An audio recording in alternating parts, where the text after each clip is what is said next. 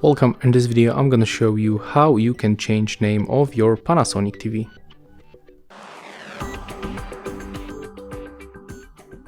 Okay, so first of all, on your remote control, click on the menu button and then go for the network. Right now go for the right side and click on the VRA name. Here we can change the name. If you want to erase currently data, click on the red button on your remote control. As you can see, that's how we can make it. And right now we can input new name of your TV. So that's very simple. If you want to confirm, you just have to click the green button. But I'm gonna delete and I'm gonna get back to set the default name. And that's how it looks. If you find this video helpful, remember to leave a like, comment and subscribe.